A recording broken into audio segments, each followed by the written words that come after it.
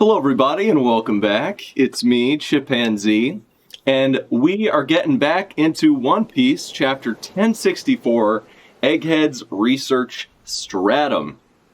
And I don't know about you guys, but I am pretty excited for this chapter. I'll be perfectly honest, I've been spoiled to some minor things. I'm just gonna say it. Just gonna rip that band-aid off, basically. But the minor things I've been spoiled to, it's nothing like, I don't know any explicit plot points for this chapter. And unfortunately, I didn't get to do this chapter on on Friday, due to a few reasons. I was really hoping the chapter would come out on Thursday, but there were a few conflicts I had on Friday that did not allow for me to get to this chapter. And unfortunately, this was the closest day I could do it, but basically there's just been spoilers abounding for this chapter, and it's been hard to avoid on like Twitter and in the communities that I run in. So it is what it is. Even even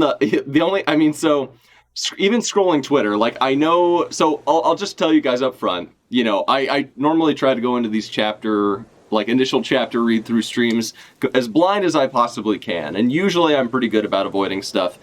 This time around, I've seen a few things that at very least hint at stuff that's going to happen this chapter. I've seen something that suggests that we might see more of this confrontation between Blackbeard and Law, so we might get more of that this chapter. I'm not sure. I understand will be, the chapter is called Egghead's Research Stratum.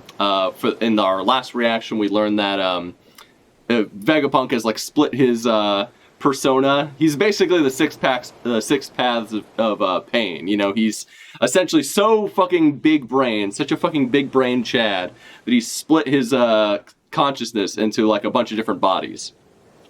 Because he can't, it's too much for one man to be that holistically smart. It's like having ADHD and being wanting to dip your hands into too many things, but literally being unable to focus on any one of them because you're so big brain. I can relate to that. That's a relatable idea to me. I deal with that shit every day. Anyway, so Vegapunk already becoming the most relatable character in One Piece. Hell yeah, my dude. Hell yeah. But beyond that, I've seen some other stuff.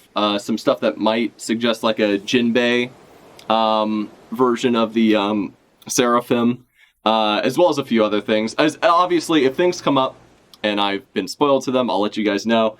Like I said, I always try to avoid spoilers before I do these reactions. But when I can't get to it, when I can't get to the chapter reaction as soon as the chapter comes out, which is why I love to do it on Thursdays when it's possible, but fucking TCB, man, they're always prioritizing other things over One Piece, so I never am able to do my Thursday streams of the chapter reactions like I used to be able to do, and unfortunately these days I've been a little bit busy on Fridays, so it's been hard for me to get to them on Fridays like I would normally do. So again, apologies, there might be some minor things I've been slightly spoiled to. Obviously, I every time I see something One Piece related that looks like a spoiler, I skim past it as quickly as possible, but there are a few things here and there. So I just wanted to let you guys know, and I will point them out. If there is something I've been spoiled to, if there is something that I've seen before at least, I will definitely point it out to you. Sour Lemon says, I relate to Nami's sexy body. That is pretty relatable. I can also relate to that as well. Anyway, without further ado, let's get into this chapter, chapter 1064 of One Piece. Alright, so here, let's see. Let's go ahead and remove that. And already we have a pretty fucking big, how would I put it? This is a bombshell of a cover page right here, because this whole thing about Aokiji being part of the Blackbeard pirates, that's something that's been teased for a while, but this is the first time that it's been hard confirmed that he's actually not just working alongside them, but part of the crew. Him being on a Blackbeard pirate ship is next to fucking Von Augur is wild. That's fucking wild to me. This is the most hard confirmation of his involvement with the Blackbeard pirates that we've seen. And it's pretty big. You know, obviously last cover page, we saw that Pudding had been kidnapped, and Cacao Island had been frozen, and Cracker had also basically got, you know, fucked by what appeared to be someone who had ice powers. There were some people thinking, okay, maybe it's like the Gurma, maybe they have like some sort of like technology, like they bombed the island with a fucking ice bomb or some shit. Definitely the Blackbeard pirates coming in, capturing Pudding, most likely because Pudding has that third eye, and when she opens her third eye, like our boy Joe Rogan, she's able to, read the poneglyphs. And these Blackbeard boys, they're hedging their bets. They're gonna try to awaken that third eye so that they can get to Raftel before Luffy. So honestly, a really smart plan, especially since Big Mom at this point in time would have been occupied in Wano, and could potentially be dead, although that is definitely up for debate. So anyway, very interesting to see Aokiji back in the mix. Really cool.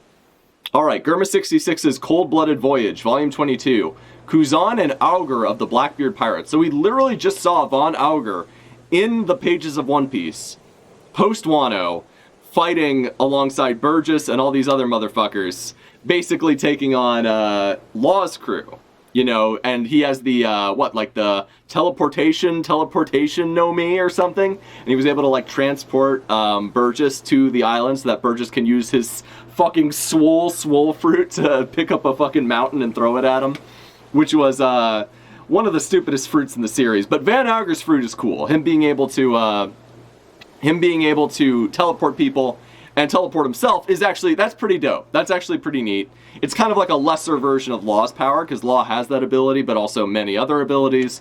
It's cool. It's a cool power for a guy like Van Augur to have. You know, it's like a support power. And he's like, you know, kind of like a support sniper, long-range type of guy. So it makes a lot of sense. It makes him a real power player, and I like to see it. Damn. Kuzan and Augur of the Blackbeard Pirates. It's crazy that Kuzan is legitimately a member of the Blackbeard Pirates. That's actually fucking super cool. Anyway, One Piece is real. Yes, Pokemon boy. Good to have you here. Thanks for joining the chat. Sour Lemon says the warp.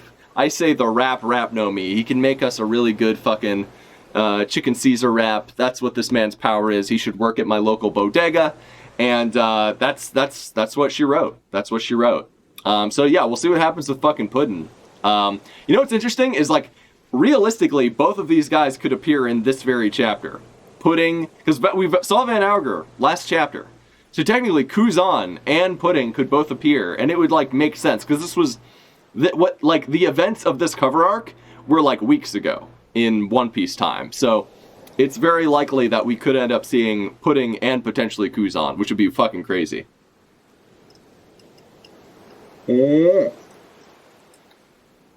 Alright.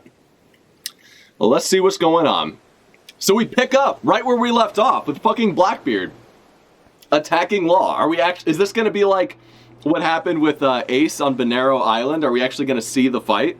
I'm surprised Oda didn't, like, cut away from this, honestly, and that we would, like, I was so expecting for Oda to cut away from this whole Blackbeard scenario and us to, like, read about it in a paper later, like what happened with Ace versus, what's his name? Like, Ace versus Blackbeard, really. Even though we did end up seeing at least one chapter of that fight. So this is cool. This is actually sick that we're getting a real follow-up in real time and a fight between these two strong boys. That's fucking awesome.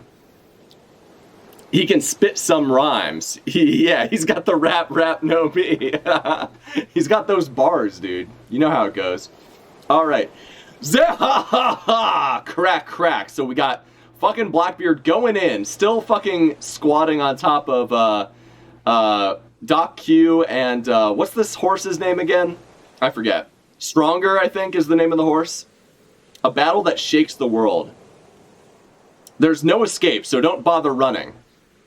So if anyone can take down fucking Mary Stu ass Law, it's Blackbeard. It's based Blackbeard. Finally coming for this man's ass. You love to see it. Hakugan, take care of the Polar Tang. What the fuck is the Polar Tang? Is that the name of their ship? Or is that like, he's got like a a hot bitch. His polar bear. That's his putang. He wants to take care of my polar pussy. Being Beppo, who was turned into a lady. On it. So Hakugan. So we're actually getting some personality from Law's crew. That's actually cool because they've been kind of useless, honestly. At least post time skip. It's cool to see them get like a little. Like I hope they actually do some shit. And it's not just Law carrying his crew like it normally is. You know what I'm saying? I'm actually hoping that we actually get some personality at the very least. I'm hoping that some of them actually play support. All right. Sachi and Penguin. So these guys are well-known guys. They've been around for a while. They're like kind of like the two Usopps of the crew, sort of. Get in the sea and provide cover. We're on it. Fuck yeah. Okay. Okay, this is actually fucking cool. This is actually fucking cool. Pavel Art says, oh, hey, Pavel, what's going on, man? Says, Moon Panel slaps so hard. Wait, Moon Panel? I haven't gotten to there yet, Pavel. I'll let you know when I see that shit. I'm excited now. I didn't know anything Moon-related was in this chapter, so that's actually got me kind of hyped. Maybe some fucking NL shit? That'd be kind of cool. Shachi, Penguin, get in the sea and provide cover. We're on it. Okay, so these guys are actually doing some shit. This is cool. Room. Or our room. So he's using his fucking awakening, which is our room, the retard room. Amputate. So he fucking cuts Stronger in half. Hell yeah, dude. No one told me his power could do that. Is he using an awaken technique? Quake crash. So he's got them in like a room, and the room is like far away from himself. So that's pretty cool. Is he gonna croom? Is Law gonna croom on them? Fuck yeah, dude. Croom all up in this bitch. Quake crash. So he's using his quake crash. Wah! And it seems to be kind of like fucking everything up a little bit. Zahahaha! So this is the power of a Quake Man. The shockwaves are too intense. So it's weird because he says the shockwaves are too intense, but we just see a bunch of like rocks falling. It doesn't seem like that big a deal. So we see him use the Quake power. It's definitely not like as impressive as when Whitebeard used it and like basically threatened like all of Marineford with one attack. Still pretty cool though. So they're both falling. Arb, don't die on me, Stronger. Nee! You've always been such a good boy. Eat this. So he throws this basket of apples. Are they gonna fucking blow up? They're apple bombs. Take cover. I actually just went apple picking with some homies last weekend. Yeah, I don't know. There's no other allegory besides that. Like, there's, you know, I'm just like, oh yeah, I had a basket full of apples like about a week ago. Probably gonna use it to make a bunch of good apple pastries and shit, like an apple pie or some shit. So maybe some apple strudel. Yeah, that shit's delicious, man. Fall festivities are the best. Fall is the best season. I'm just gonna say it. It's the best season by far. Anyway, Poplar says it's on the page. Wait, what page? Up here? Are you talking about this right here when there's like a fucking circle around him? I'm not sure what moon you're talking about, but whatever. We'll figure it out. Sarlo says, I'm crooming! I feel you, dude. I feel you. I feel you, dude. Get that shit out of your system, and you'll be better for it. Anyway, Pavlart says, oh wait, that's Devil Fruit stuff. My bad. Thought they were in front of the moon. Yeah. No, I can see what you're saying. It does look like the moon. It does look like he's in front of the moon, and the moon is just really big and low. So I can see what you're saying there, Pavel. It looks like the moon for sure. I think it's the room and not the moon, but that's a fair assumption to make, I think. Anyway, let's fucking keep rolling here. So okay, so Blackbeard's falling. This guy throws a bunch of bombs. They're apple bombs. Take cover. So this guy's underwater. We've never actually seen. So is this Sachi or Penguin? I don't know which one's which. I guess Sachi's the one with the mushroom hat. So I guess this is Sachi. So this is kind of cool. We're actually getting to see Law's crew do some like real big boy shit and not just like be fuck ups that Law has to carry. So this is cool. I actually like this. So Sachi's underwater. He's gulping. He's going. So he's a pufferfish boy. He goes. Is he a fishman? Because like he's obviously not a devil fruit guy because he's underwater. So he must be a fishman. He comes up. He shoots a fucking water blast. You know, blast toys like hyper beam, bubble beam. This is a fucking bubble beam. Shoots that at fucking Blackbeard and the gang. Huh? Pwah. It's a big mistake to underestimate us when we grew up in the harsh, cold waters of the North Blue. You ain't got a chance against us. You ain't got a chance against us in a sea battle. Yeah, I mean, they do have a submarine. And I guess both of these boys, are Penguin and Sachi both fishmen? Because they're both underwater, giving these guys support. All we gotta do is sink your ship. Gene Bart, sniper at 3 o'clock. Protect the captain, yeah! Oh shit, this is actually fucking sweet. Dude, he does croom, look at that! He's about to croom all over these boys. Croom! Or rather, K-room, I guess is what you're supposed to say, but whatever, croom. So, Von Auger fucking teleports behind them, like the bleach boy that he is. He's some bodyguard. So I guess Gene Bart... So Beppo's using his fucking heightened mink senses, which is cool. That's like a unique power to Beppo specifically. To like sense where like the attacks are coming from. And then maybe he has hockey, I don't know. And then fucking Gene Bart being like this strong-ass, fucking solid, thick-ass boy that he is like blocking the incoming attacks. Star Lemon says, I think it's the Croom. Oh, that's possible. That's possible. It definitely is the Croom, for sure. Protect the captain. Yeah! So he actually gets in the way, blocks the attack, which is pretty based. So Van Auger isn't able to hit him. He's some bodyguard. Shock Willie! The hell is this?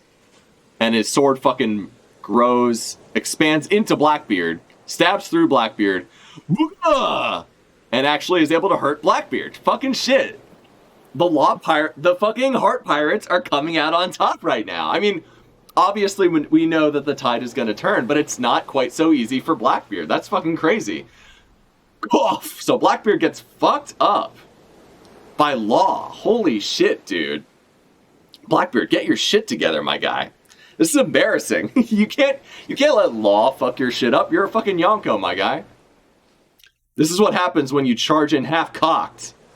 Warp. So he warps himself on top of Blackbeard, or maybe he warps Blackbeard to the ship. Shall we return to the ship, Commodore? Cough, don't be an idiot. We finish what we start. That's what I like to hear. Blackbeard's here. Do all your officers have devil fruit powers? Who's that? That's Law asking that. Do all your officers have devil fruit powers? Huff, huff. Must be a pretty raw deal hauling around so many anchors. They call them devil fruit for a reason. The weakness is well worth the trade-off. Gwa! So Law actually has a pretty well-balanced crew. He's got Sachi and Penguin, who are like fishmen or something. Or at very least are like well-adapted to fighting underwater. Plus they have the submarine, which allows them to attack underwater. They have Beppo, who's like able to like sense things really like acutely. And then Gene Bart, who can like block attacks for, you know, he's just like a fucking tank, basically. So actually a pretty well-rounded group, you know? Pretty cool. This is actually a pretty cool, like, this is a pretty cool fight so far. This is Kino, man. This is good. This is good piece right here. I'm loving this. This is good shit. Pavel says, Law's crew actually functioning was sorely needed, and I'm loving it. Yeah, dude, I fucking agree. We need this for Kid's crew. We need this for Kid's crew, and probably also for Capone's crew as well. But, like, Kid's crew especially. Like, Killer was, like, a badass and, like, super based in Wano, and actually, like, unlike anyone in Law's crew, actually did some shit that was important. But, like, I would love to see, like, Kid's crew have a moment like this, where they actually get their moment to shine and, like, get to do some cool shit. But this is actually awesome. This is, like, really cool seeing, like, Law's crew actually do, like, some cool shit. Holy fuck. Who would have thought? I never would have thought we'd actually get to see that. They're actually competent. They're actually, like, holding their own against Blackbeard. Gwa! They're attacking from below. The bastards are trying to sink us. So Blackbeard's weakness, and this is what I love about Blackbeard and his crew, is that they're like, they're OP, but they're not like so OP that like they are, like how do you put it?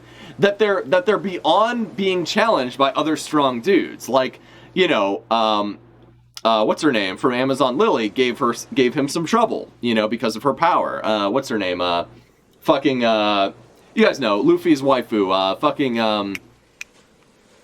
God, the Queen of Amazon Lily. You know what I'm talking about. Like, she actually gave them some trouble by, like, turning the men to stone and turning, his executives to stone. Law's giving them trouble, because he's a fucking tricky motherfucker and his crew is pretty strong and pretty well balanced.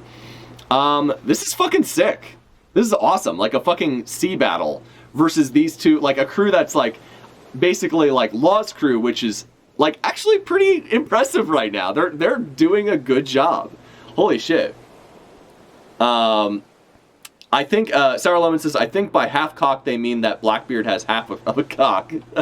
I mean, hey, if Jinbei can have 2 cocks, it's fair to presume that Blackbeard can have half of a cock. I would be able to get behind that, to be honest. But this is actually cool. And it's I expect Law to lose this encounter, but it's cool to see that he starts off by, like, similar to how Ace did. Like, Ace started off that fight with Blackbeard by, like, kind of, like, putting him on the back foot and, like, making him say, like, yo, the rest of you guys gotta get back because I gotta cut loose, This is cool. This is cool. This is good shit.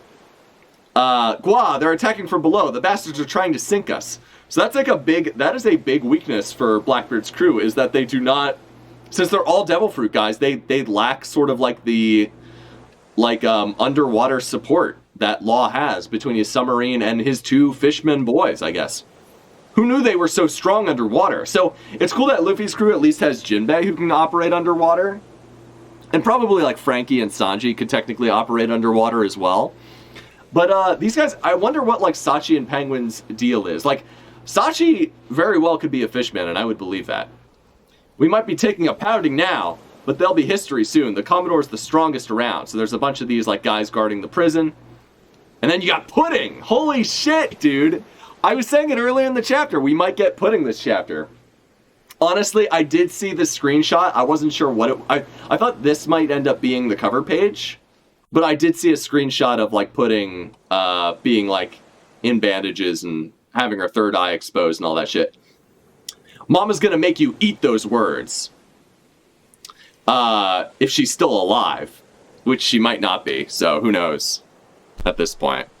It's really up in the air. Like, a lot of people think that because Zeus is still alive, that Big Mom is still alive, but you gotta look at it a little bit differently, because Big Mom's got a power that explicitly lets her remove sort of like the lifespan and the life force from other people, and then place that life force and her own life force into other living things. So it's different from, like, her powers deactivating after her death is an assumption that a lot of people make about Big Mom, but her powers are very, like, explicitly, like, they deal in life specifically. And, like, I personally don't think it works exactly the same as someone like Sugar, I think that is too big of an assumption to make about the way Big Mom's powers would work.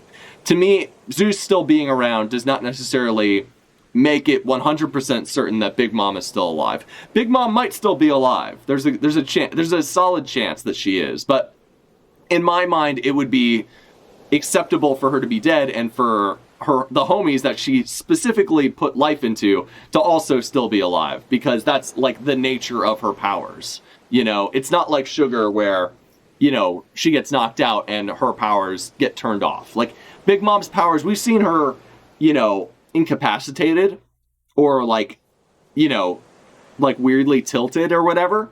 And her powers are still active, you know what I'm saying? Or she'll be like asleep or whatever, and her powers will still be, work as they normally would, with like the homies still working and everything else still working the way it normally does.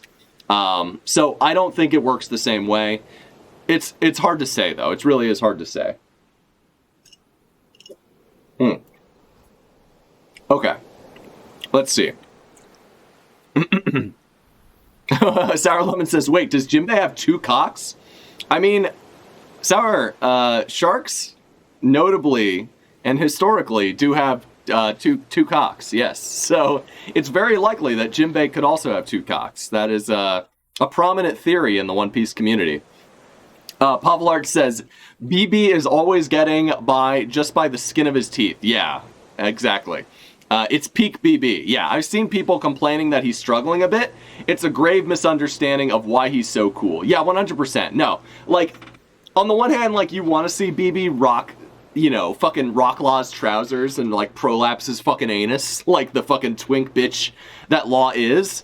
But at the same time, like, we know that Law is really strong. He's got, you know, him and Kid together were able to defeat another one of the Yonko. So, like, these guys are tough motherfuckers. And it would be, like, Blackbeard's gonna come out on top, but we expect Law to be able to put up a little bit of a fight, just the same way that Ace put up a fight. Ace was able to wound Blackbeard as well. It's, you know, it's no surprise that Law could at least hold his own a little bit.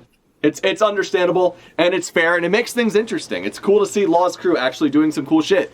And I'm so happy to see Pudding. And it looks like she's like, you know, normally she's very subconscious about her third eye, but she's wearing it proudly right now. I wonder if that shows character development between what, you know, her Whole Cake Island self and right now, because at this point, she, you know, after Sanji said, like, wow, your third eye's really beautiful, she's wearing it proudly with her hair parted. And maybe that's just the way she was looking before she got captured or whatever, but, or maybe they tied her hair back. But it looks like, you know, it's a cute hairstyle, even if she's looking a little beat up, a little worse for wear. And it's impressive to see her, like, being like, you know what, you fucking guys are talking mad shit, and me and my people are not gonna stand for it. Ha ha ha, you realize we're fighting her killer now, right?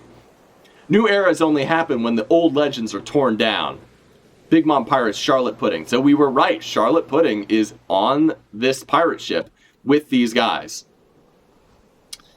Alright, so we got Law's Croom clashing with Blackbeard's fucking earthquake powers. Hell yeah.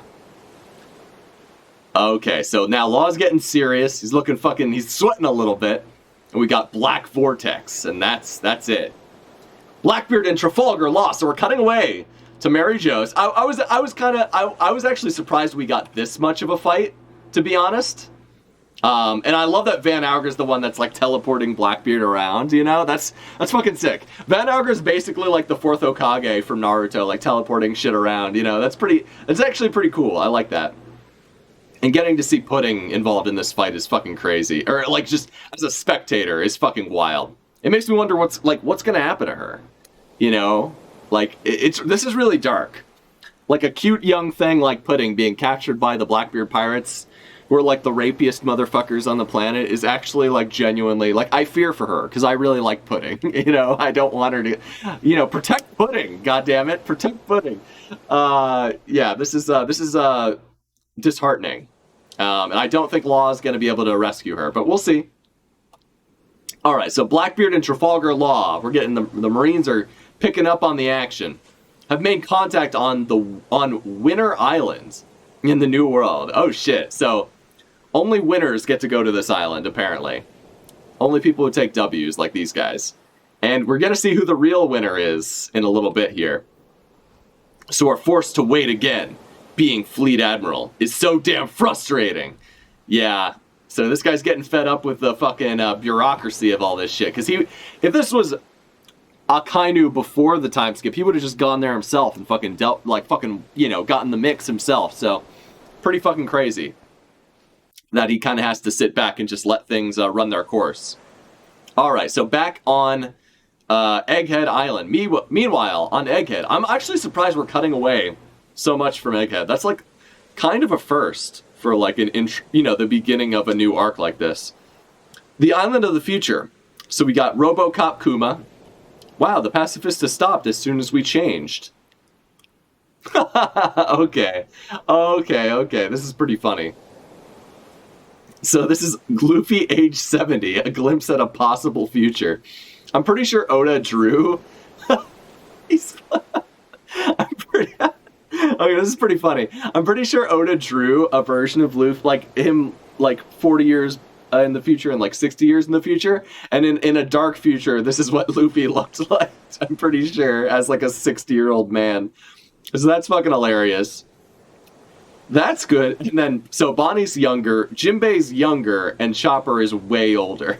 Can you turn me back? Pant. Oh, so that's Bonnie who made them older and younger. Oh, so this is Bonnie's power at work. That makes a lot more sense. Because I was like, how did this happen?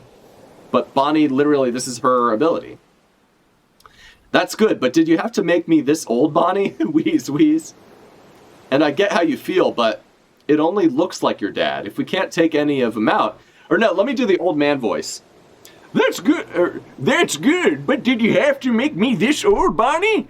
And I get how you feel, but it only looks like your dad. If we can't take him out, we'll be in trouble. And then Chopper, who's also an old-ass man. Hard, Luffy. Sorry, Bonnie. Pacifistas just bring up some bad memories for us. And then Jinbei is like a little boy, so he's like, maybe may no longer be human. I'm just going to read it normally for Jinbei. Kuma may no longer be human, but that doesn't make it any easier for his daughter to come face to face with his doppelganger. That's true. It's understandable why she would get emotional, but like, come on, you know. At the same time, it's like, you know, I get it. It makes sense. It makes sense. Hey, can you turn me back now? Pant, pant. So okay, this is actually. So I actually saw this version of Jinbei. I saw like maybe like this image from this panel. Like on like Twitter or on Discord or something, and I think I saw this version of Luffy, like a brief image. I skimmed by it. I didn't know what the context was, so these are some minor things that I was spoiled to for this chapter. But overall, I actually thought that this version of Jinbei was indicative of a what's it called, like a Seraphim version of Luffy. So I'm actually glad I was wrong. I'm glad that the way it spoiled me made me think that something else was going to happen. So this is good. This is good. Nothing personal, Bonnie, but what I know about Kuma doesn't paint a pretty picture. So Kuma was known as the Tyrant back when he was a king, but that might just be like government propaganda as well, which is actually more likely. It's more likely to be government propaganda. Nothing personal, Bonnie, but what I know about Kuma doesn't paint a pretty picture. He was the tyrannical king of Sorbet, before he was deposed by the people and forced to become a pirate. So he was the king of Sorbet Kingdom. And wait, Sorbet Kingdom? Are we sure? Wasn't it another kingdom? No, I guess it was Sorbet. I don't know why I thought it was something else, but whatever, not a big deal. When he was eventually caught by the Navy, his ties to the revolutionaries came to light, and they gave him a life sentence. Vegapunk took an interest in him due to his physical prowess, so he was offered the opportunity to roam the seas again as a warlord. So he was captured by the Navy. So this is interesting. This is actually new information on Kuma's backstory. So he was captured by the Navy. So first he was a king. He was ousted by the people. That's what the story is anyway. He was deposed by the people. Have we met the modern day kings of Sorbet Kingdom? Like the current rulers of Sorbet Kingdom? I feel like we have. Like at the Reverie or like leading up to the Reverie or something. I think we have. I'm not 100% on that, but I feel like we might have. His ties to the revolutionaries came to light. That's interesting. Oh, Pavel says Bonnie was impersonating one. Right. So Bonnie was well, technically Bonnie probably was like, yeah, I know she was acting as like an old lady during the Reverie to try to get Kuma out of there, probably herself. I remember she saw Kuma being like ridden as a slave while like Miosgard or somebody, not Miosgard is a good guy. It was Charlos's father was like riding, like had rented Kuma for the week and was like riding him around and like stabbing him in the back with the sword or whatever. When he was eventually caught by the Navy, and yeah, they called Kuma the invincible slave. I remember that was fucking dark. That was fucked up.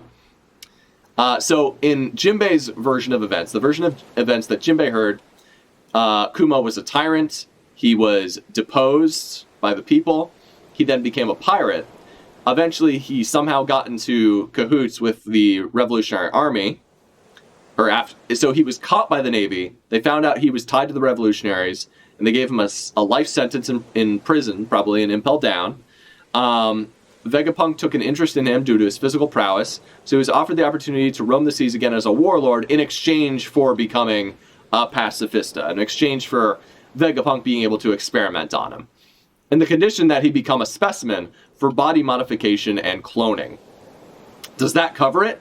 And fucking Bonnie has a lightsaber. Holy shit, dude. Literally the Star Wars arc. That's awesome. Kind of odd to me that Jinbei, of all people, would uncritically believe the world government story. I mean, to be fair to Jinbei, this is probably the extent of just what he knows. Like, he's like, this is what I've heard. Like, I would be curious if Jinbei has any other, like, memory of interacting with Kuma, since they were both warlords. Like, I'd be curious, because Kuma always came off as a very, like, at least when we saw him, when he interacted with fucking Gecko Moria, and then with the Strawhats, both in Thriller Bark, but then also in Shabodi, he always came off as, like, a really, like, level-headed, like, honorable guy, you know? Like, so I imagine him and Jinbei probably would have got on okay. But again, maybe they only crossed paths, like, very, like, in passing. You know, it's likely that they didn't have a lot of, like, long, drawn-out interactions. But who knows? Maybe they did. But anyway, Jinbei's just like, hey man, I've heard bad things about Kuma. Here's what I know. So it's okay. Like, I'm sure Jinbei is probably, to some degree, has taken this with a grain of salt. But who knows? Who knows? It's hard to say right off. Just off of this, you know? I get why he'd choose to be a warlord dog and help them make their clone soldiers. But why would anyone knowingly agree to become a mindless cyborg? Yeah, that's a good point. Like, why would he? And I still think it's most likely because he was trying to save the Straw Hats during Sabaody. Like, that was the like, the trade-off. Is like, if I get to protect their ship and, like, send them away so that they don't get obliterated, you will, like, and, like, he did that on behalf of Dragon, most likely, because Dragon has, you know, not ulterior motives for Luffy, but wanted to keep Luffy and his people alive. Like, it was maybe Dragon's one act of charitability as a father, but unfortunately it fucked up his friend, to the point where his friend became a mindless thing, you know? Maybe it was a favor that he asked of Kuma, and he hasn't been able to live it down since, which is why he had his boys extract Kuma, so that way maybe they can try to bring him back from the brink, now that he's a mindless guy, a mindless cyborg. Anyone can see it's just as bad as a death sentence. It's worse. It's worse than a death sentence. True enough. Still, I wonder which one of Tyrant Kuma's crimes earned him his life sentence. Daddy was no stinking tyrant! Yeah, so she does her fucking Getsuga Tenchou, cuts through the island. And he hated the government. He'd never submit to them. They must have forced him to accept the procedures somehow. A beam saber? That's awesome! Old-ass Luffy. An old cursed-ass Chopper. Looking like a fucking Meat Canyon cartoon over here with Chopper. That's pretty great. I love that. That's actually awesome. We must be in a scrapyard for Vegapunk's junk. This still works, though. So Bonnie has a fucking lightsaber. That's fucking awesome. Jinbei looking like a fucking, like, teenager, which is pretty funny. Or not even that, like a fucking, like, 10 to 12-year-old. He may call himself a scientist, but to me, he's just a murderer. And then she gets big again, and god damn, dude. That's a fucking lot of ass cheek right there. God, shit. Dad always used to say, gonna make me act up. No, I'm joking. But seriously, though, that's a fucking... Every pose this chick takes is fucking super sexual. But hey, whatever. Dad always used to say he was part of a very special race. Interesting. I thought he was just a strong guy, but okay. He was part of a very special race. But so what? Him being different doesn't justify forcing him to be a lab rat. Was he a Lunarian? No, it couldn't be. And it sure as hell doesn't justify killing him. Or killing him. So then she changes everyone back. You said it. A special race. The Thousand Sunny. Whoa, we're flying. The robot's soaring through the air.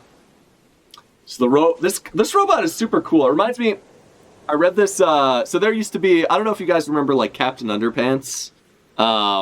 They were like these, it was really stupid. It was like a stupid, like, kids, like, novel, quote unquote. It was a kid's book, a series of kids' books, where, like, this guy, like, who was, like, the principal of these kids who were always getting in the trouble, he basically got hypnotized into becoming a superhero called Captain Underpants. And it was, like, a character that they had made up and sold to all the toilet guys. I see it. Yeah.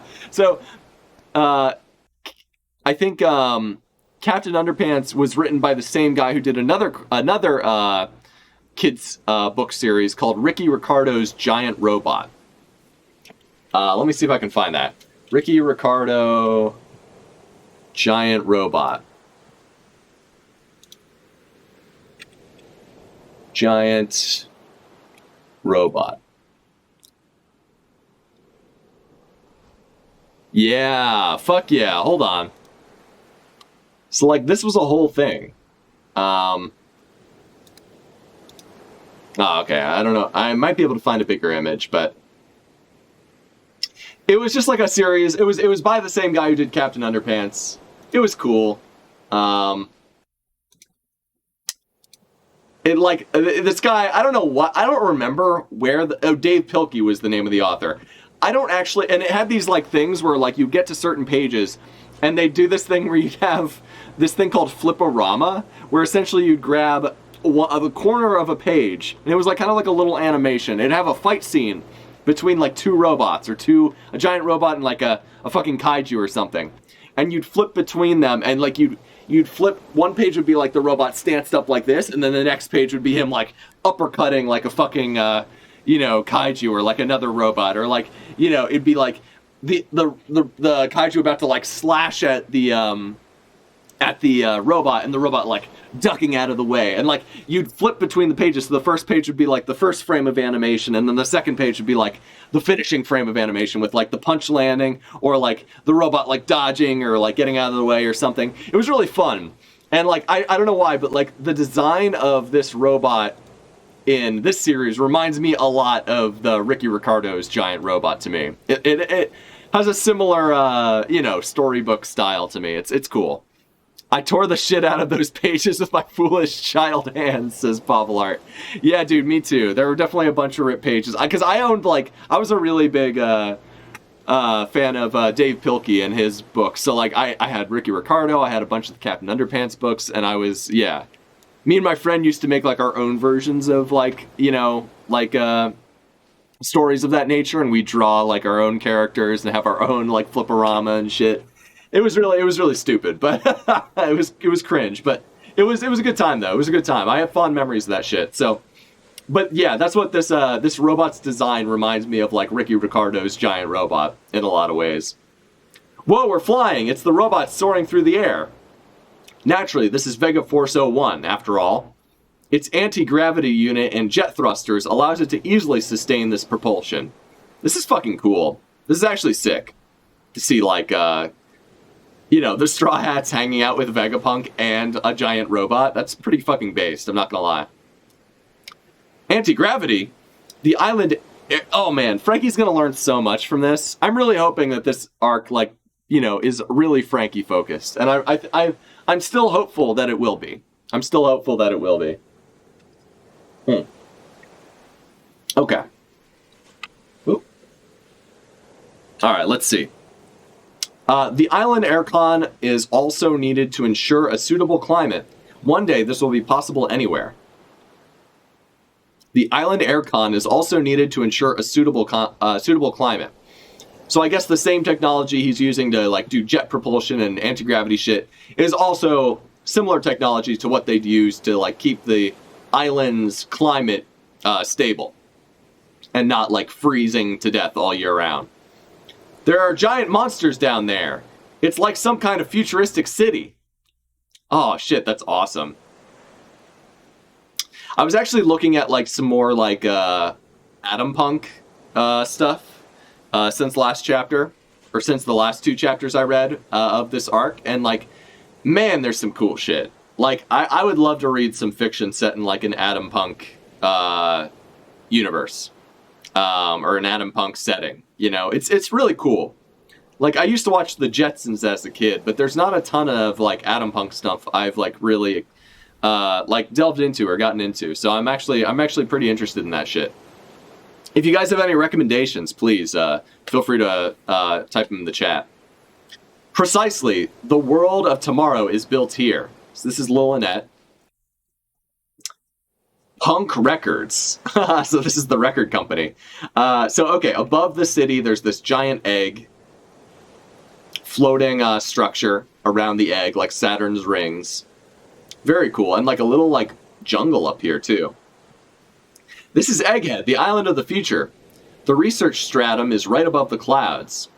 So there's like a city below where like people live and shit, and like robots live in peace, and whales fly through the air, and holograms exist for some reason.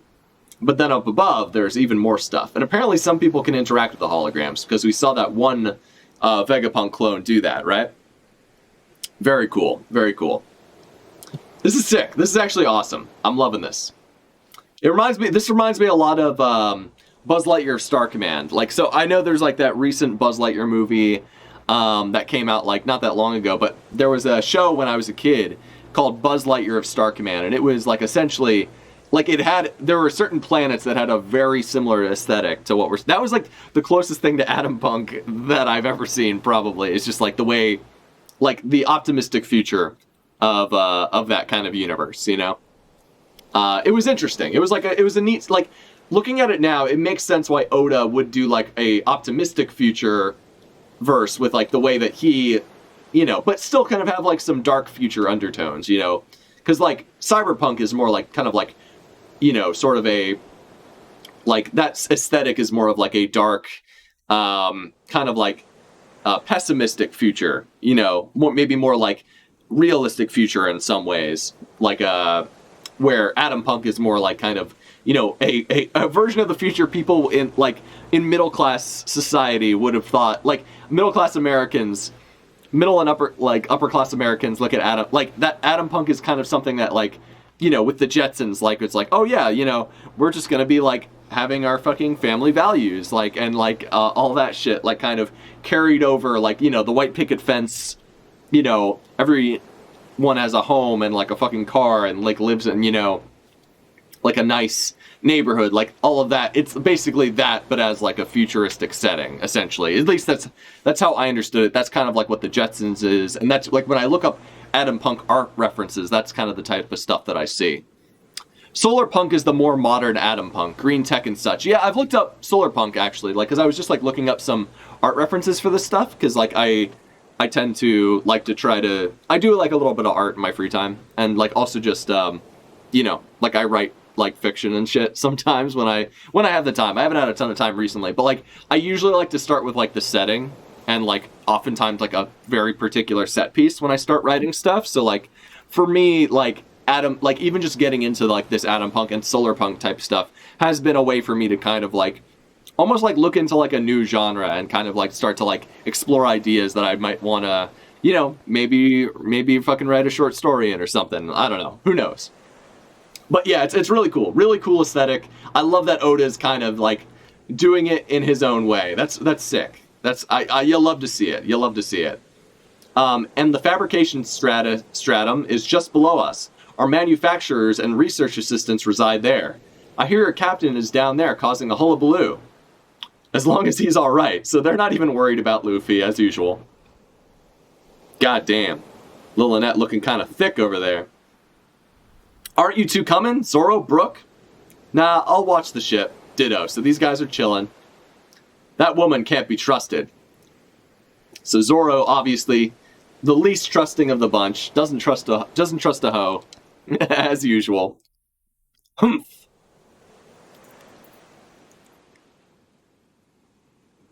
Oh, sick. Okay. So Zoro and Brook are gonna chill in the ship. So they might have a little adventure together. Who knows? I love that the crew is getting to have a little adventure. This is awesome. So we got Frankie, Sanji, and Nami, and Usopp just bouncing on the clouds like they did back in Sky Island, and Robin's just, you know, strutting her stuff.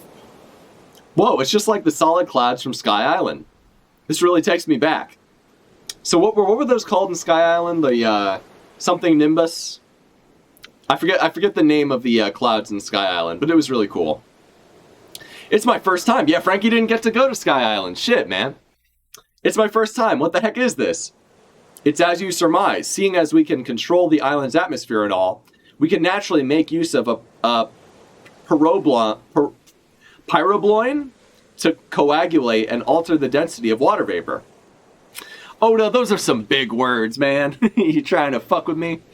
trying to make me feel dumb by not being able to read that shit. No, actually, I think that is fairly accurate based on... I gotta appreciate that Oda does, you know, a little bit of research when he talks about science stuff. You know, obviously, he's leaning into the absurdity and the fiction, but he tends to like to be able to explain it in some way, which, you know, and I feel like he does a better job than not. So, very good. Very good. Thus recreating the island and sea clouds you usually find in Sky Islands. I hadn't gotten that far. It's cool to see Frankie actually get to, like, hang out on a Sky Island. That's pretty cool. Molotov Bartender says, why the fuck can't Oda just give a single shit about putting the page seam in the middle? Wait, what? Oh, I see what you're saying. Because, yeah, it's like there's half the page, or like a third of the page over here. And then if you read that, so it looks good as a scan, but when you read it in volume form, it would look, thered be like a crease in the middle of like this panel right here, and it would be hard to read. I totally get what you're saying, dude. It was like a kuroseki, but slightly different. I think it was a Japanese pun. Yeah, it was something Nimbus. I forget exactly what it was. It was interesting. It was interesting, you know. This is the entrance to the main lab. Wow, it's so flashy. God damn. Anyway, sorry. Wow, it's so flashy. Do make sure to change into some appropriate attire before entering. This is such a fun group. Sanji, Nami, Robin, Frankie, and Usopp is like a great group of guys. Because Sanji can be goofy when he's around the right people, and this is like the right group for him to be goofy around. It's like when Zoro's around, Sanji will be more serious, but like when it's, you know, like Usopp and Frankie are around, he'll be a goofball with them, which is great. You'll love to see it. I love to see goofy Sanji. He doesn't appear as much these days, but when he does, it's and not just like pervy Sanji. I mean like genuinely like fun-loving goofball like Sanji. Because you gotta remember, Sanji's like in his early 20s. He's allowed to still be a goofball a little bit. Zoro's kind of the stick of the mud, and Brook's kind of the guy who's just like, you know, he's gonna sit back and drink some tea. So obviously he's, you know, he's the old man of the crew. Him and Zoro will chill and keep an eye on things. When you try on a pair of Dom shoes, oh, okay, so these are dominatrix shoes. Obviously, Robin is going to be stepping on Sanji's balls in this attire. Don't forget to use the lever.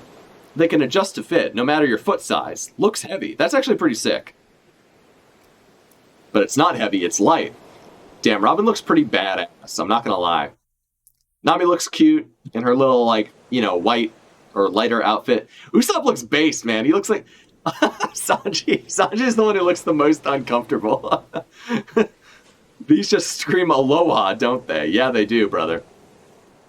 I mean, like, it's so cool, like, because I recently watched Cyberpunk Edge Runners, and, like, for whatever reason, like, this aesthetic, like, really kind of, it's different, but it has some similarities. Like, you know, it's kind of like, it's badass, but it's also goofy. And, like, that's kind of what these guys look like, especially Frankie. You know, Frankie looking like Maine from Cyberpunk Edge Runners a little bit, but with, like, a weird fucking wind-up toy on his head. Usopp looking based, as usual, as always. He's got, like, probably the best fit of the gang. And maybe Robin. She's also looking fucking sexy in that fucking biker vest or whatever. And my man Sanji's looking the most awkward in this fit, for sure. Whoa, this is awesome. These futuristic duds are the freaking best. It's so light and cute. These just scream aloha, don't they? So Sanji went with the fucking aloha fit, just like Jinbei. But wow, Nami-san, you and Robin-chan look amazing. What cutting-edge fashion. You look real tough in that, Robin. Yeah, she does. Looks like she's about to beat some ass or step on someone in her Dom shoes, you know. How about me? You look freaky in anything. Yeah, it's true. You're gonna make me blush. I like that Sanji's the one who kind of like calls him out for that. These are great.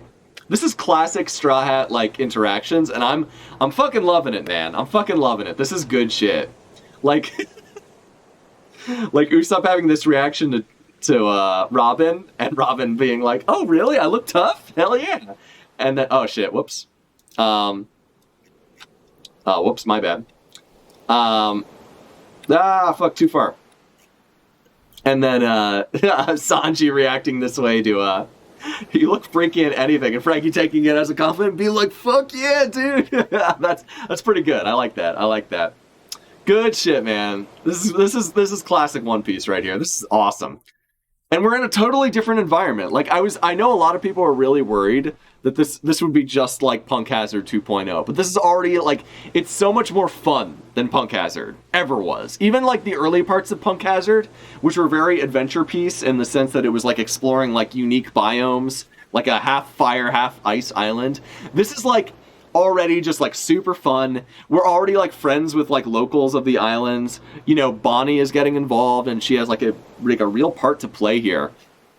This is fucking great. And like I love like how, you know, I love the unique biome. Like I love you know, how like we've never been to an island quite like this. This is really cool. The problem with being a genius is that you can see your own future coming too. What are you talking about, Vegapunk? I think I'll be dead soon. So he predicts the future because he's a smart boy. Don't kid about something like that. I just wanted you to know about this, Dragon. So he's talking to Dragon. And honestly, there's been, what's it called? Like, speculation that Vegapunk and Dragon have been in cahoots in the past. Or that, like, Vegapunk used to be associated with Dragon in some way. So it makes sense. It's interesting that he would be talking to him. And, I think Vegapunk's, like, we saw a bit of Vegapunk interacting with Caesar during, like, Caesar's flashback.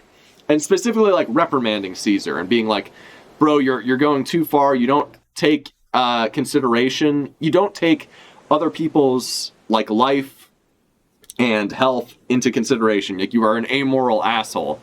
So, like, Vegapunk, like, clearly isn't, like a bad person at their core. Like, they do want to make things better for humanity as a whole, but they lack the resources to do it. And even though Lilinet is a bit more violent than maybe some of the other Vegapunk versions, it's still interesting to see the different, you know, that Vegapunk, like, it's interesting to see that Vegapunk is kind of in the middle of all this. Because, like, a couple of chapters ago, we saw that CP0 was on their way to kill Vegapunk, you know, which is fucking crazy. Especially considering how much Vegapunk has done for the world government.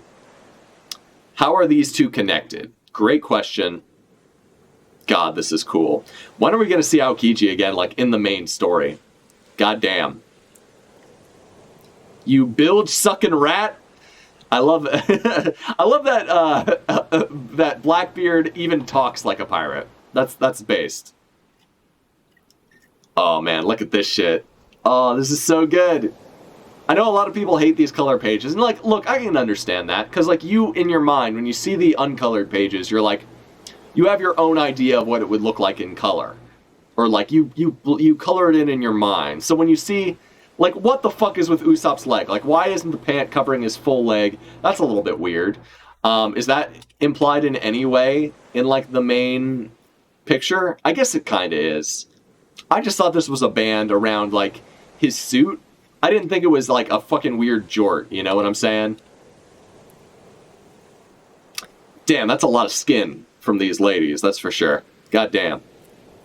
And poor Pudding, man, she's in a fucking predicament. Jesus Christ. It's crazy that we see her in the cover page and we also see her right here. That's wild. Whew. Good chapter. Oh, that was a really good chapter, man. That was actually really fun. Let's see what you guys have to say about it.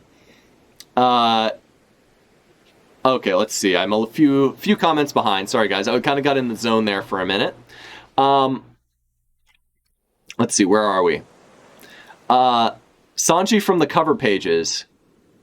I couldn't get into Edgerunners. The loose animation filtered me. That's fair, dude. I would say, like, it's the first episode is nothing special. Edgerunners hits its stride in episode 3. If you can make it to episode, like, if you watch episode 1, 2, and 3, if you have any, like, what's it called? like interest in trying it again, because it is good. It's really good. If you can get into it, it's really good. And it's short and sweet. It's only 10 episodes, and they're not going to do another season. It's like it's a complete story in 10 episodes. 10 short 20-minute episodes. It's good, man. Like I would say like it's totally fine if you don't want to get into it. That's okay. Or if like it's not your thing, that's fine. I would just say like episodes 1 and 2. 2's a little bit. 2's pretty cool. 1 is kind of meh, like it's kind of mid. But if you can get to episode 3, if you make it to episode 3 and you're still not digging it, or you're still not interested, probably not for you.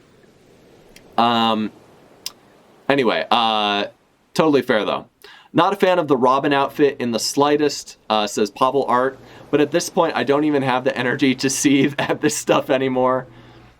I mean, yeah, that's. I mean, look, I kind of get what you're saying. I think Bonnie looks the best. In terms of like her outfit, I think is like the cutest and the coolest. I also really like Lillinette's outfit a lot. I like her jumpsuit and her cool. Like I like the cool fucking aviator jacket. I think it's neat. Nami's outfit looks kind of shitty, in my opinion. I guess it looks a little bit better in color.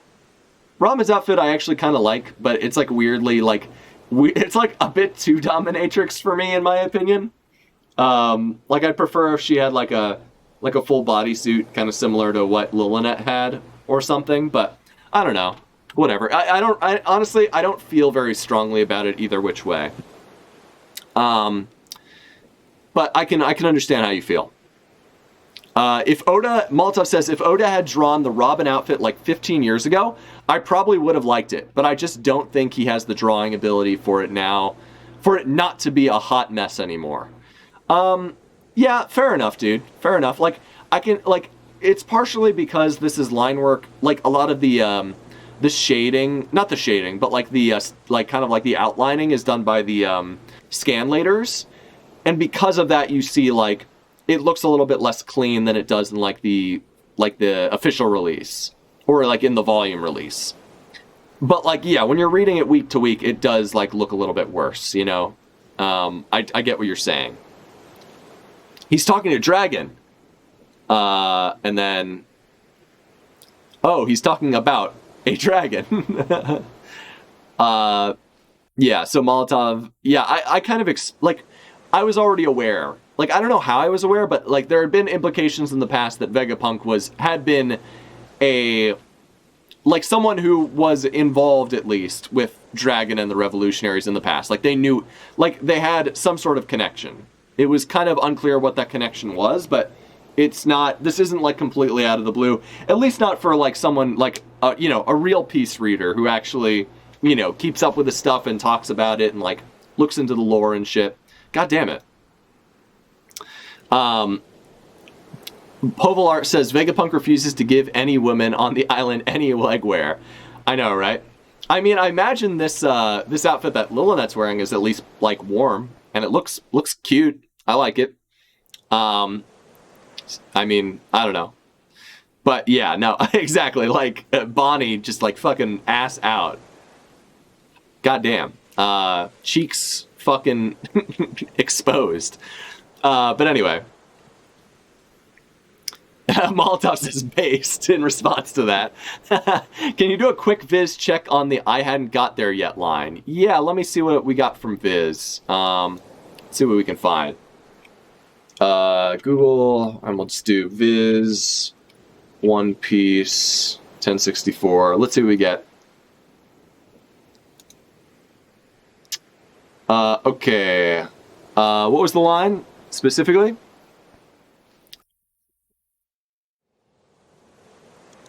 Let me see.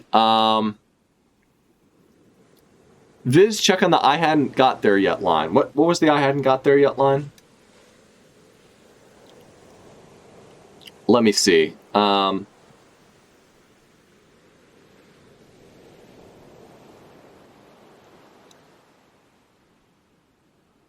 Is it this?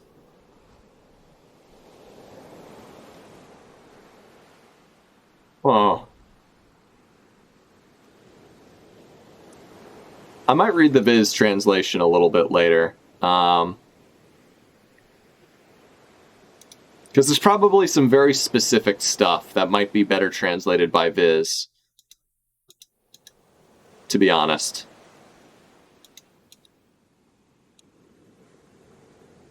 Oh.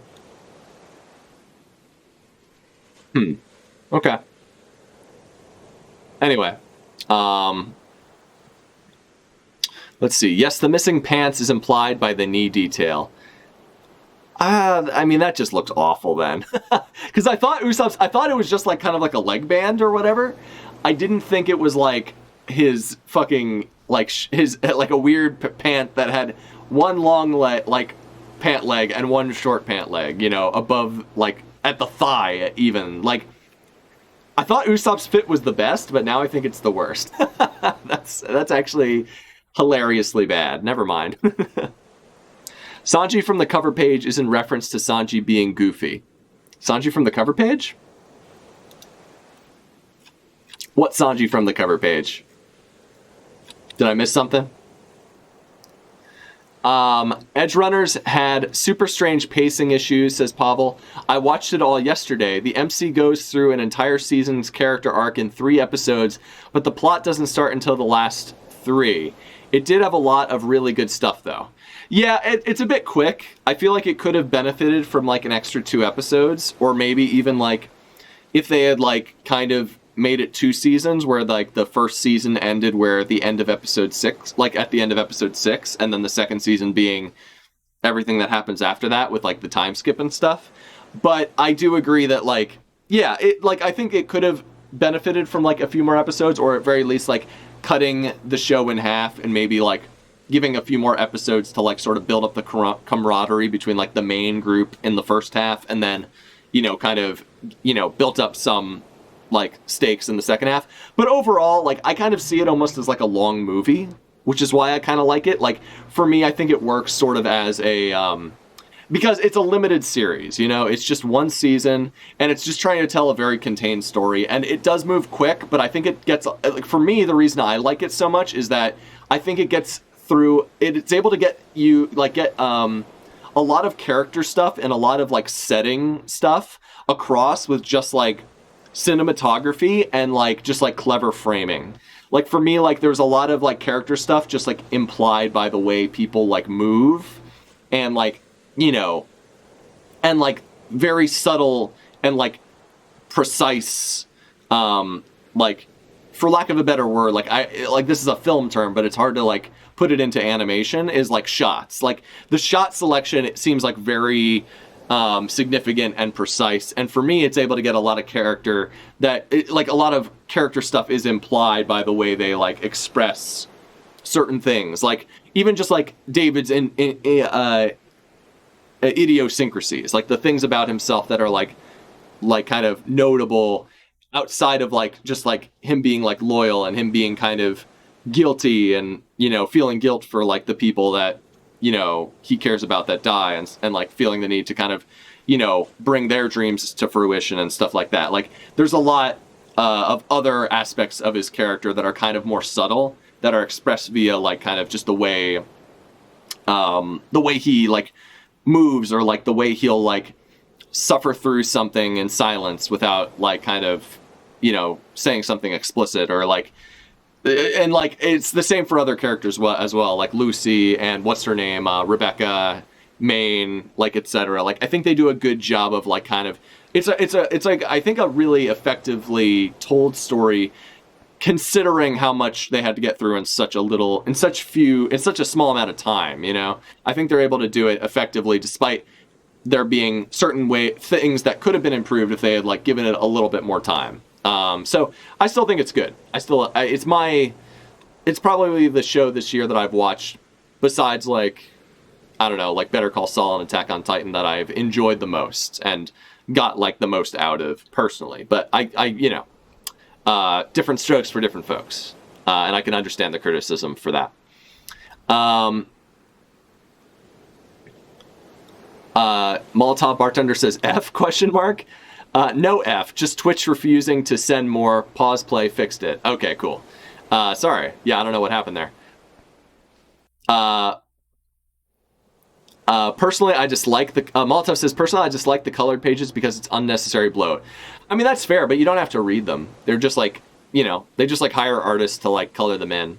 Whatever, that's fine. I have no problem with that.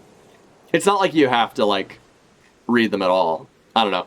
For me, I like them because then I can like use them as like my my thumbnails, which is what I do a lot of the time. The response to the clouds, says Molotov, because that line was weird and didn't make sense to me when I had read it. Oh, the response to the clouds. Oh, okay, hold on. Yeah, let's check it out. Whoa, the ground is like Sky Island. This is the Viz version. Man, I remember this. Is that what it is? First time for me. What is this stuff? Yes, well deduced. By perfectly controlling the island's air systems, we can modify the density of pyrobloin and moisture in the condensation nuclei? I don't know. Thus recreating the island's clouds and sea clouds from Sky Islands. We didn't deduce all that. I don't know who says that, but whatever. Anyway, the response to the clouds, yeah, okay. Because that line was weird and didn't make sense to me when I had read it. Yeah, it's basically the same in both versions.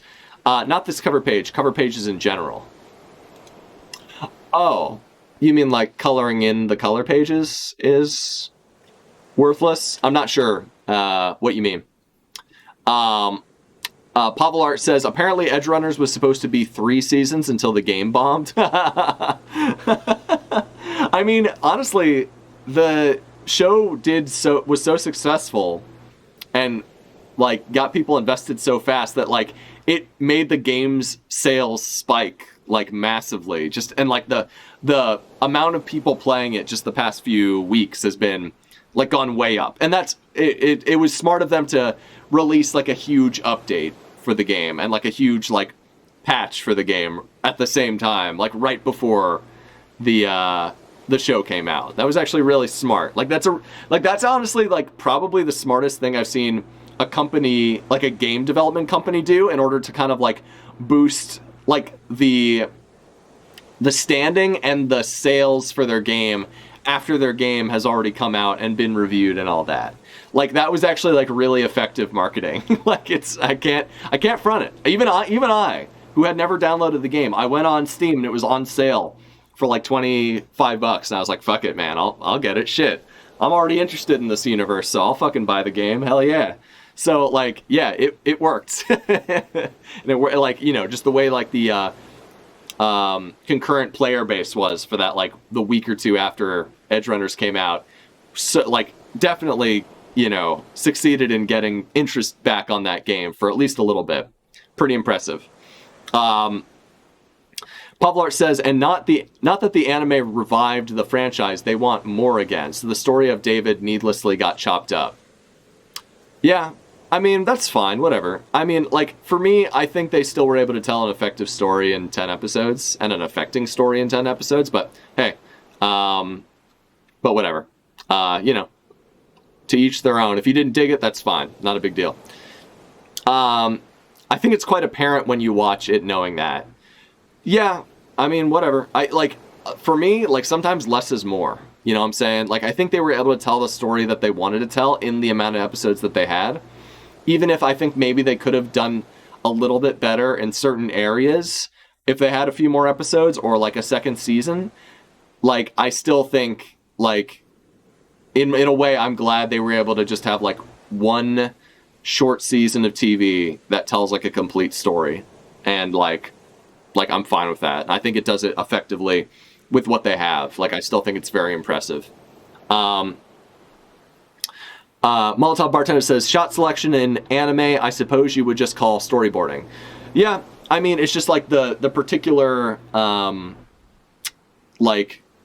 the cinematography, and like specifically like the way they chose to showcase, like not only like backgrounds and foregrounds, like in interest, and it was smart because obviously there were definitely shots earlier on that like show like it, where they hold on like a really wide shot because it's like, you know, they put a lot of money into their action scenes, so they will hold on a wide shot or hold on a close-up shot of like still objects,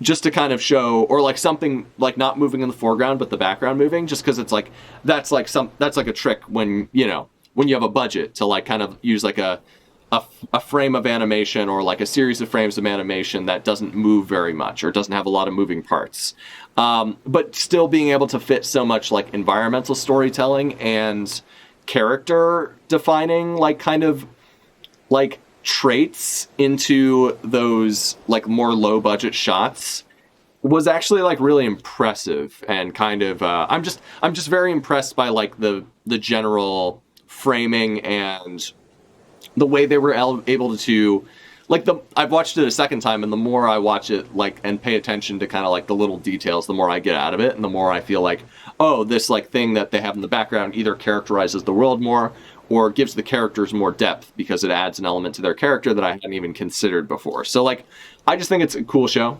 but hey, not going to be for everybody, and there are definitely issues that probably could have been resolved if they had a few more episodes or something.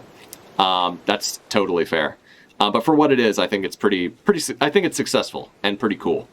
Molotov says, failing to connect comments several minutes apart with limited context. I meant that sorry, that's my bad, dude. I should have been reading I should have been reading comments more as I was reading the chapter. I was just kind of in the zone, you know what I'm saying? But yeah, you're totally right. My apologies there. I meant that Sanji displaying the goofy aspect of his personality is far more prevalent in cover pages than the main pages of the manga itself. Well, not so much in pre-time skip, but post-time skip, yes. Post-time skip, yes. If you go back to like Sanji's introduction, or like him in like kind of both like early Grand Line, like he before Chopper joined and became kind of like the new like goofy member of the crew, along with like Luffy and Usopp. Like Sanji was like, he would get caught up in like Usopp and Luffy's pace and would be like a funny boy with them a lot of the time. And that's just because like as more members of the crew joined that were goofy, Sanji became a bit more of a straight man, or like his goofiness would be tied to his perviness. So like it's nice to see him being goofy, like when he's just like hanging out with guys that aren't Zoro, because when he's with Zoro, he matches Zoro's energy. Like Sanji's kind of like, he's like, oh, Zoro's gonna be like a fucking uptight asshole, then I am also gonna be an uptight asshole, because I'm the man of the house, not Zoro, motherfucker. But like they have like their rivalry or whatever. But like when he gets away from Zoro, he can still like be goofy with the boys. I appreciate that. And you're right. Lately, we've been seeing more of that side of Sanji in cover page and like cover art, but not as much in the pages of the manga. But it's nice to see it. It's nice to see it. Now, not says Pablo Art. Again, I'm sorry. I'm not sure what you mean by that. Pablo Art says, I'm not blaming them given the circumstances. It's just sad that I think Edge Runners could have been a all-time classic in the good timeline. I don't know, man. It's still better than like any anime that's come out this year. So, like, except for maybe like Attack on Titan Final Season Part 2. Like, that's the only thing I can think of that was better than. Like, to be fair, I don't watch a ton of anime. Like, especially not a ton of new anime. But like, of the stuff that I've watched that's come out this year, like, Edge Runners like destroys everything except for Attack on Titan Final Season Part 2. There's nothing else that like even comes close. Like, at least in my opinion. That's come out this year. That's like, a show. So, I don't know. Maybe there's a movie that was better. Who knows? But as far as I'm aware, like, it's basically the best, like, new anime to come out this year. And it's, So, yeah, in a better timeline, maybe a second season. Like, and if they had spread out, like, kind of the first arc of him joining the crew to be, like, one season. And then the second season being, like, kind of him being the main guy. I think that could have been cool. I think that probably would be like the best possible situation, but watch Ascendance of a Bookworm. Sounds gay, dude. I don't want to watch that. No, I mean, maybe I'll check it out. Like I said, I don't watch a ton of anime these days. Like, usually the stuff I watch is like classic shit. So like I'll watch like what's it called? What's that shit called? I've been watching like Ghost in the Shell and like the spinoffs of Ghost in the Shell. I've also been watching, like, I watched a little bit of One Piece just because I wanted to see what they were doing in the recent anime stuff. And I watched a little bit of, I watched, what's it called? Gangsta, which was actually pretty good. Too bad it's not getting a second season because the studio collapsed, unfortunately. And I don't even know if the manga's ongoing at this point. I'm excited for Vinland Saga Season 2. Like, that's one I'm actually excited for. I'm not quite caught up to the manga in Vinland Saga. I'm pretty sure it's done now. But I was almost caught up and I was really digging it. I guess what is now the final arc, I suppose. And I'm really excited for the second season of the anime. So, I mean, that could potentially, come out on top. But we'll see. And obviously, I'm looking forward to Attack on Titan Season 3. Because I haven't spoiled myself to the ending of Attack on Titan. And I even though I've heard that the ending isn't very good, I'm hoping that maybe the anime, like, maybe their take on it will be a little bit better. But who knows? We'll see.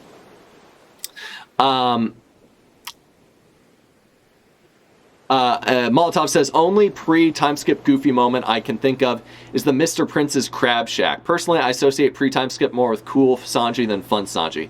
It had both, dude. It had both cool Sanji and fun Sanji. So let me show you. Like, go back to, what's it called? Chapter... Let's go, like, way back, right? Alright, relax. Relax, Viz. Stop fucking marketing to me. I already pay for your fucking stupid shit. Going back to, like, Whiskey Peak. Sanji and Whiskey Peak is fucking hilarious, dude. Let's see if we can find it. Join to read. Ah, shit. It's going to make me log in. Fuck. Come on, man. I should already be logged in. What the fuck? Anyway. Sanji and Whiskey Peak. Absolutely hilarious. Like, an absolute goofball.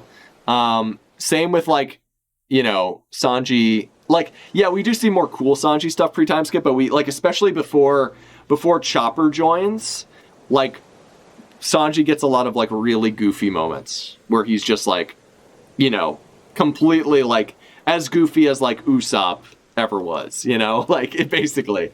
And unfortunately, I'm not signed into Viz right now, so I can't pull it up, but, like, it's, like, there's some great moments. Reread Whiskey Peak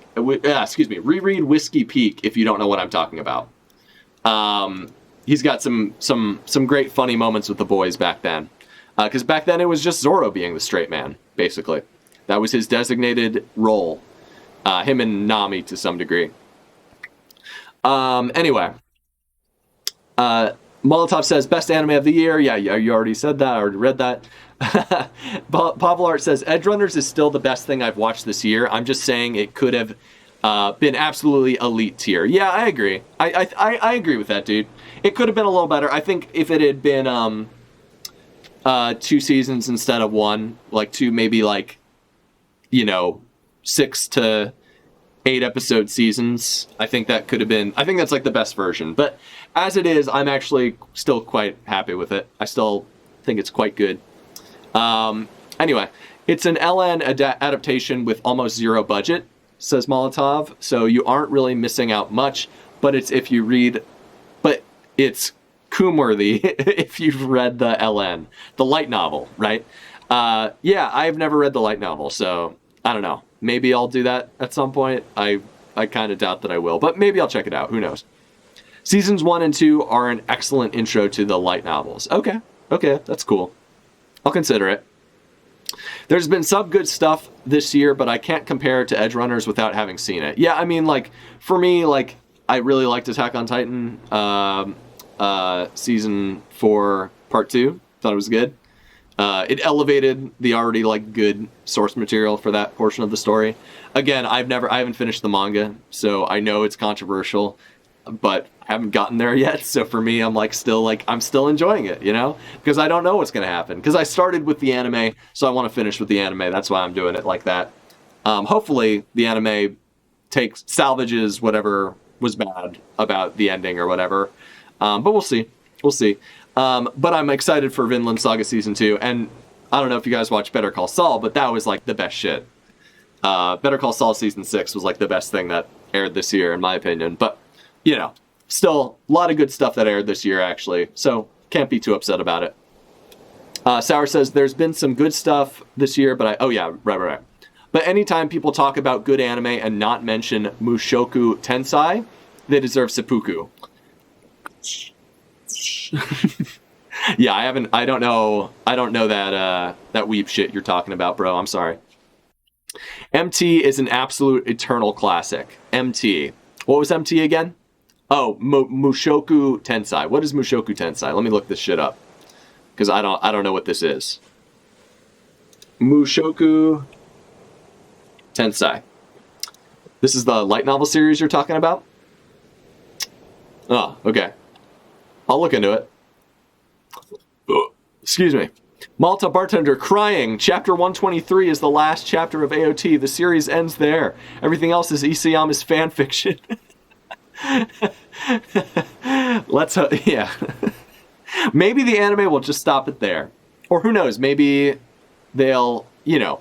For me, I think the anime is like almost like in many ways like a improvement upon the source material that is AOT. So who knows, man? Like maybe they will improve upon whatever the Isayama kind of screwed up with the last couple chapters or whatever. We'll see. Sour Lemon says Mushoku Tensei is literally the best anime ever made. Okay. In my personal opinion, he says. But opinion notwithstanding, it's legit one of the highest quality shows to exist. What is the... Okay, hold on. Let me check this shit out.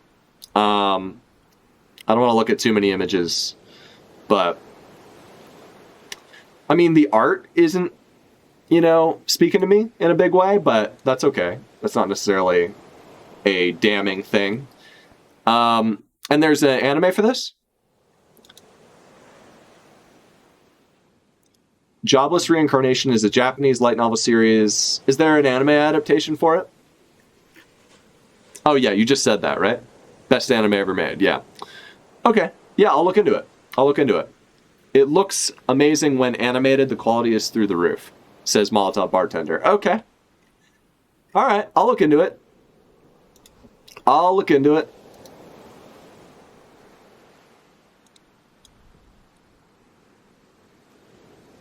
I'll check it out. I'm not a big anime guy, but you guys are all speaking of it very highly, so that gives me some hope. Gives me some hope. But anyway, guys, I appreciate you joining me for chapter 1064 of One Piece. We'll be back. Wait, is there a chapter next week, or are we off? Break next week. All right, we'll be back in 2 weeks with more One Piece. I'm probably going to be streaming tomorrow. I'm going to be streaming probably more some game. I'm either going to be streaming, what's it called? Oh, fuck, what's the name of this game? God damn it, if I can't even remember it. You know, so funnily enough, I was originally planning to stream Gotham Knights when it came out on Friday. But it kept getting such bad reviews. And, like, the more I watched on it, the more I'm like the initial concept I was really into. Because I'm a big, I grew up on, like, DC Comics, like Batman and, like, Robin shit, you know? And, like, Gotham Knights looked really interesting to me. And, like, kind of, you know, the premise is Batman's dead.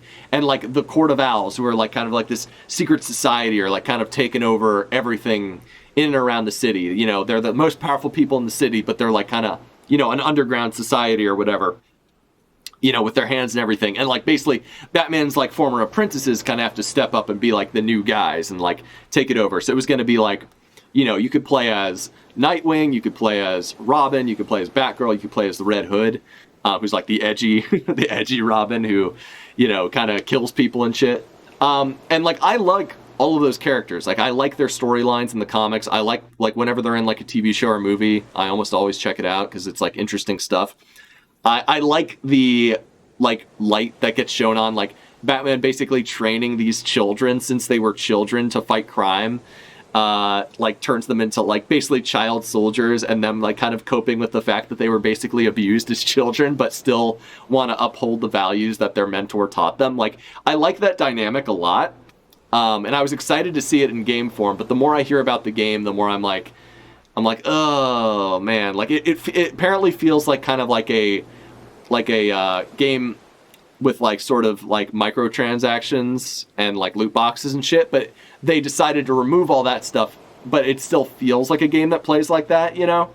Like it's very floaty and like isn't as precise, and like there's a lot of like bullshit like open world crap that you have to do before you can like use like the main traversal methods and stuff, which is a bummer because I hear the story is actually pretty good, but like until they fix some of that shit, I don't think I'm gonna play that game, which is unfortunate because I had high hopes for it. I was hoping it'd be like the Spider-Man, you know, like the Miles Morales of like sort of like the way Miles Morales kind of was like a good sequel to the PS4 Spider-Man, and then you know, I was hoping it would be like that for the Arkham games to some degree, but I might end up just going back and playing Arkham Knight because I hear that's actually pretty good, and I've only ever played Arkham Asylum, the first one, so yeah, I might play Arkham Knight because I hear that that's like a good version of Gotham Knights in the sense that like the open world is actually like really well designed and has like a very unique atmosphere and aesthetic to it, which is really cool. But I also might just play Steel Rising, which I've already been playing on Twitch and on YouTube and doing a playthrough of, and it's really cool. It's basically like a Souls-like kind of, but it takes place during you're a automaton, like you're like a near automata type of automaton. You can get like different like fucking upgrades for your fucking crazy automaton body. But it's also like taking place during an alternate version of the French Revolution. It's actually pretty sick. Very under-known game, but like actually like legitimately really fun and cool. And like has, you know, great environmental storytelling, like, you know, like legitimately interesting story, very fun gameplay, and like it's just really cool all around. So if you're interested at all, feel free to check that out. But until then, we'll be doing some break stuff. Anyway. Oh yeah, I ended up being like a soulless loot box game, right? Yeah, Molotov, yeah. Which sucks, because apparently like the story's pretty good, which means like the people who did the writing for that part at least kind of cared. And apparently a lot of the individual like some of like the main story missions are apparently actually legitimately good, but it's just you have to wade through so much open world bullshit to get to it, which really, really sucks, you know? Because I like, if it had been like, I think for like, I'm not sure how you guys feel about the Arkham games, but like I liked the first one. Arkham Asylum was pretty good, and I hear that like Arkham City is also good. And I haven't heard much about Arkham Origins, but Arkham Knight, the more I've heard about, because everything I've heard about Gotham Knights is people being like, it's Arkham Knight, but like way worse. Like, so it actually makes me want to go back and play Arkham Knight. So, which I might do tomorrow. So anyway, guys, thank you for joining me on this adventure on the high seas. We'll be doing One Piece again in 2 weeks' time. So thank you again, and I'll see you in the next one. Peace, and have a nice good evening to you.